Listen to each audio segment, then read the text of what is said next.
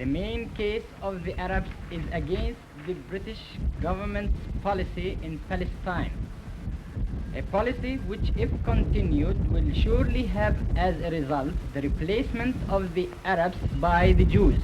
Against all principle, the British government imposed the Balfour Declaration, which is abhorred by all Arabs in the Near East, and on favoring the establishment of a national home for Jews, forgot intentionally to safeguard the civil rights of the non-Jewish population. The Arabs, who decided on a general and a complete strike until the total and immediate stoppage of Jewish immigration is brought about, and until the government introduces an essential change in its present policy. 75 years have passed the Nakba took place in Palestine in 1948, in which more than 750,000 Palestinians were forcefully displaced from their homes and pushed into refugee camps in East Jerusalem, the West Bank, the Gaza Strip, and neighboring countries. But the Nakba didn't end in 1948. The catastrophe continues to affect more than 12 million Palestinians, who remain stateless today. Historical Palestine was mostly made up of Palestinian Muslims, Christians, and a small number of Jews, who generally lived together peacefully. The persecution of Jews across Europe led them to believe that they were not safe there, and Zionists saw Palestine as a prime location for a Jewish homeland. And it was clear that there were Palestinians on the land.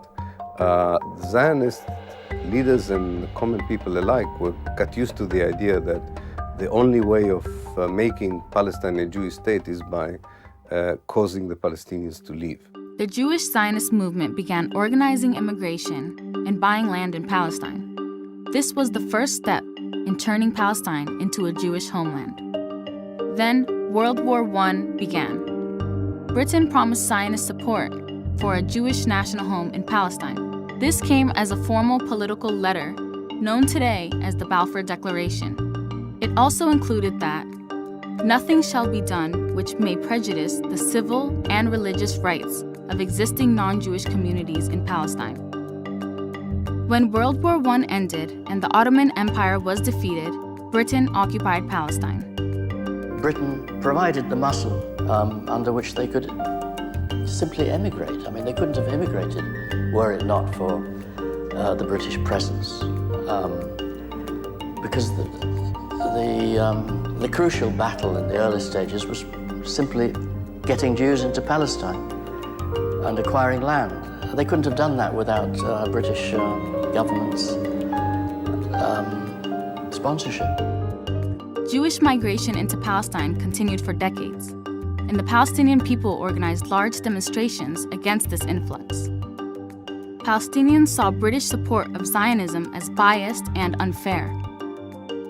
So the people of Palestine revolted in 1936 to fight against British and Zionist occupation. During the 3-year uprising, thousands of Palestinians were killed, and hundreds of British citizens and Jewish Zionists died as well. Britain dismantled the Palestinian Revolution, leaving them with no political or military leadership. However, the British also began limiting Jewish migration. This upset the Jews who had fought with the British during the uprising and led them to create their own forces. Zionist militias carried out bombing attacks against both the British and the Palestinians. As things got out of hand, the British announced in 1947 that they'd be ending their mandate on Palestine. The file on Palestine was then transferred to the UN, which suggested dividing Palestine into an Arab and Jewish state. As the British were preparing to leave, the new Jewish population began taking over, and it helped that they were heavily armed. The ethnic cleansing of Palestinians began months before the British officially left Palestine.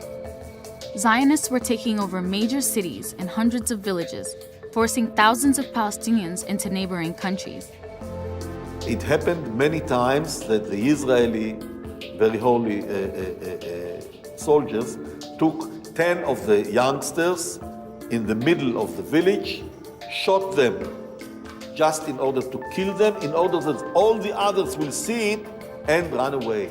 And if it's not enough, they took others also.